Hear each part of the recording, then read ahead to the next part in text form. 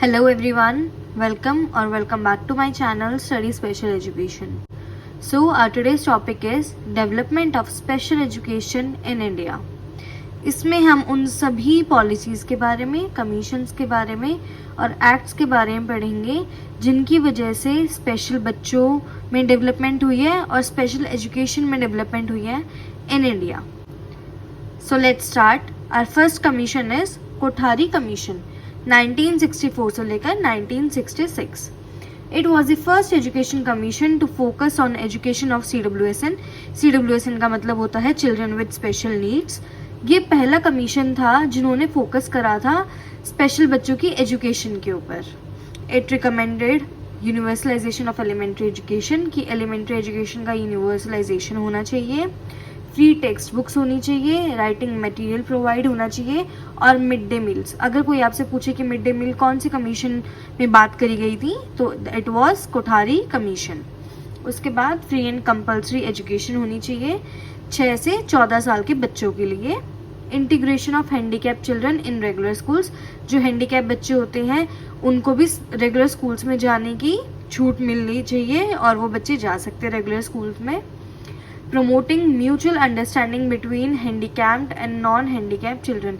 इसमें जो बच्चे हैंडीकैप होते हैं और नॉन हैंडीकैप बच्चे होते हैं उनके बीच में अंडरस्टैंडिंग डेवलप करनी चाहिए. इसलिए मैंने इसे पहले वाले पॉइंट में बताया था कि हैंडीकैप बच्चों को रेगुलर स्कूल्स में जाना परमिट कर देना चाहिए. सो ये सारे पॉइंटर्स थे जो कोठारी कमीशन में हमें बताए जाते हैं. Our second commission is Integrated Education for Disabled Children, that is IEDC 1982 से लेकर 1983. इसका मेन फोकस है इस स्कीम का कि जो डिसेबल्ड बच्चे हैं उनकी ट्रेनिंग होनी चाहिए. Pre school training for disabled children कि प्री स्कूल जब बच्चा स्कूल जाता है उससे पहले बच्चे की ट्रेनिंग की जानी चाहिए. पेरेंट्स की काउंसलिंग होनी चाहिए और एजुकेशनल सपोर्ट प्रोवाइड करना चाहिए इन रेगुलर स्कूल्स. तो ये 4 पॉइंट थे जो हमें integrated education for disabled children इस स्कीम ने हमें बताया है. इसका मेन फोकस था कि बच्चों की ट्रेनिंग होनी चाहिए, जो डिसेबल्ड बच्चे होते हैं उनकी ट्रेनिंग करो, पेरेंट्स की काउंसलिंग करो और एजुकेशनल सपोर्ट प्रोवाइड करो रेगुलर स्कूल्स के अंदर. Next is national education policy और national policy on education, that is NPE 1986. It focuses on integration of children with mild disabilities in regular schools. पहला point इसका ये बताता है कि जो बच्चे जिनको माइल्ड डिसेबिलिटी है, डिसेबिलिटी की सेवेरिटी होती है जैसे माइल्ड, मॉडरेट, सेवियर, प्रोफाउंड. सो जो माइल्ड बच्चे होते हैं जिनको माइल्ड डिसेबिलिटी है कि उनका रेगुलर स्कूल्स में जाना इंपॉर्टेंट है एंड बच्चों को जाना चाहिए. जो सेवियर डिसेबिलिटी वाले बच्चे हैं उनके लिए स्पेशल स्कूल्स होने चाहिए और उसके अंदर हॉस्टल की फैसिलिटी होनी चाहिए. Equal education opportunities for all, सभी बच्चों के लिए इक्वल अपॉर्चुनिटी होनी चाहिए. Expansion of integrated education, integrated education का एक्सपेंशन होना चाहिए. So these 4 points were given in national policy on education 1986. Our fourth scheme is Project Integrated Education for Disabled, PIED 1987. It was supported by UNICEF. UNICEF ने इसे support करा था. Strengthening the implementation of IEDC scheme कि हमें जो इसकी implementation है उसको सपोर्ट करना है, उसे स्ट्रेंथन करना है. Training of teachers to teach children with special need in regular classroom. So इस प्रोजेक्ट का या इस स्कीम का एक मेन फंक्शन था, एक मेन एम था, दैट वाज कि जो टीचर्स हैं उनकी ट्रेनिंग करी जानी चाहिए कि वो स्पेशल नीड्स वाले बच्चों को कैसे एक रेगुलर क्लासरूम में पढ़ा सकते हैं. Our fifth scheme is Program of Action POA 1992. Every child should attend neighborhood school. सभी बच्चों को अपने जो पास वाले स्कूल होते हैं, नेबरहुड स्कूल होते हैं, उसमें जाना चाहिए. Transfer of children from special school to regular school after acquiring basic skill. जब एक स्पेशल बच्चे को बेसिक स्किल आ जाए तो उसके बाद उसे स्पेशल स्कूल से रेगुलर स्कूल में ट्रांसफ़र करना चाहिए. Equal educational opportunities for all children, सभी बच्चों को इक्वल अपॉर्चुनिटी चाहिए, देनी चाहिए. So it was our 5th program, that is POA, Program of Action 1992. So now our 6th act is Rehabilitation Council of India, RCI Act 1992. Regulates training of rehabilitation professionals. अभी आपने diploma करा है अपना special education में, आपने BEd करी है, तो वो आरसीआई अप्रूव्ड है। सो हम उसी आरसीआई के बारे में बात कर रहे हैं। इसका मेन फंक्शन होता है कि जो टीचर्स हैं, जो प्रोफेशनल्स हैं, उनकी ट्रेनिंग होनी चाहिए। Second, maintain standards of education and training. इसका काम होता है कि वो स्टैंडर्ड मेंटेन करेगा एजुकेशन का और ट्रेनिंग का। मैंडेटरी रजिस्ट्रेशन ऑफ प्रोफेशनल्स, सभी प्रोफेशनल का रजिस्ट्रेशन होना चाहिए। Punishment for unqualified persons providing service, जो लोग आरसीआई सर्टिफाइड नहीं हैं या जो क्वालिफाइड नहीं हैं, उनकी पनिशमेंट होनी चाहिए अगर वो बिना क्वालिफिकेशन के सर्विसेज प्रोवाइड कर रहे हैं तो। Our next scheme or act is Persons with Disabilities PWD Act 1995. ये बात करता है इक्वल अपॉर्चुनिटीज़ के बारे में, protection of rights and full participation के बारे में। किसकी? स्पेशल बच्चों की। Ensure equal opportunities and protection of rights, जो स्पेशल बच्चे होते हैं उनको इक्वल अपॉर्चुनिटी प्रोवाइड करनी है एंड उनके राइट्स को प्रोटेक्ट करना है। Covers education, employment and rehabilitation, ये तीन चीज़ों के ऊपर वर्क करता है, एजुकेशन के ऊपर, एम्प्लॉयमेंट के ऊपर और रिहेबिलिटेशन के ऊपर।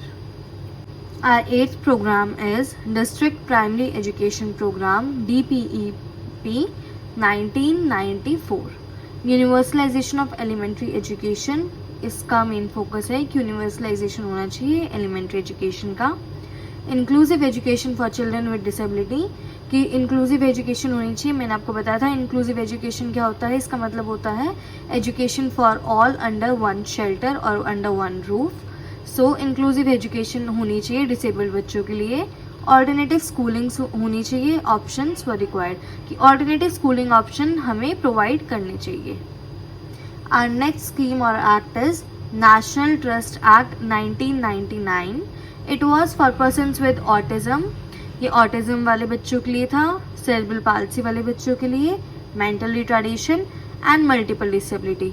सो इन नेशनल ट्रस्ट एक्ट 4 डिसेबिलिटीज़ के ऊपर वर्क करता है, autism, cerebral palsy, mental retardation and multiple disabilities.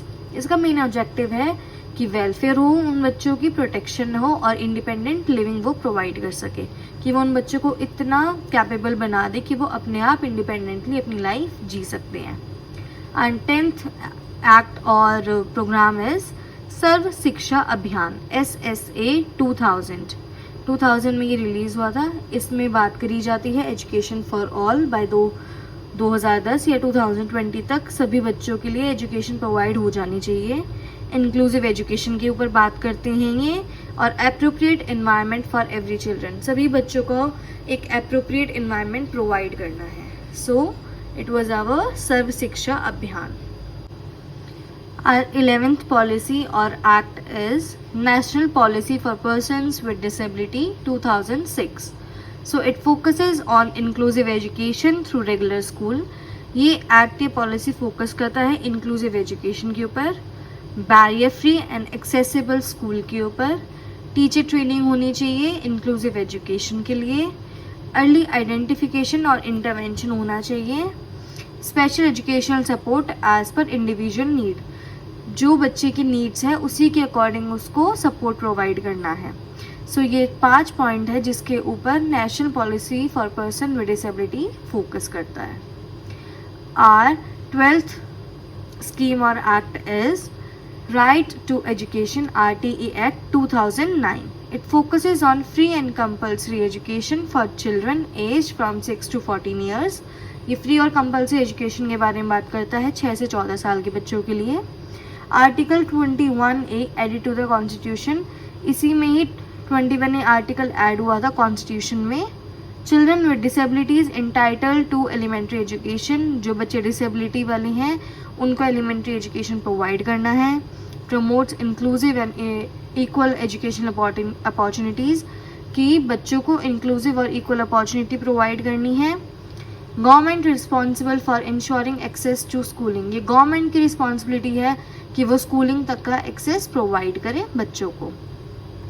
Our 13th and the last act is Rights of Person with Disabilities RPWD Act 2016.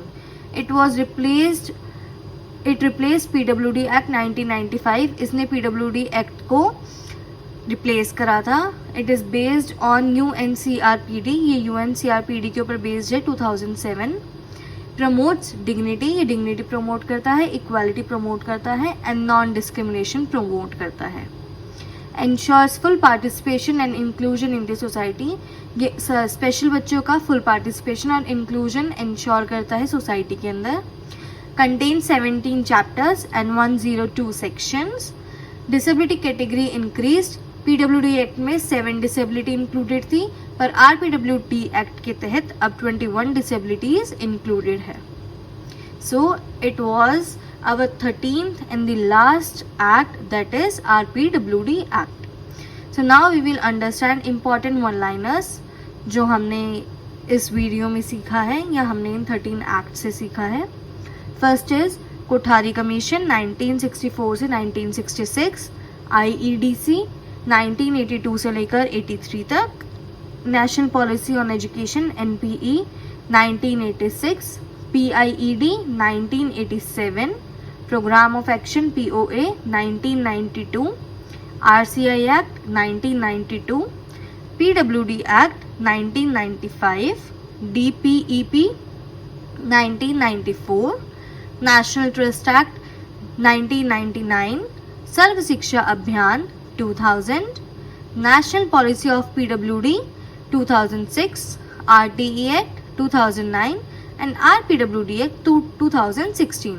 So आज हमने इस वीडियो में 13 इम्पॉर्टेंट एक्ट के बारे में समझा है जिनकी वजह से इंडिया के अंदर डेवलपमेंट हुई थी of special education for special children.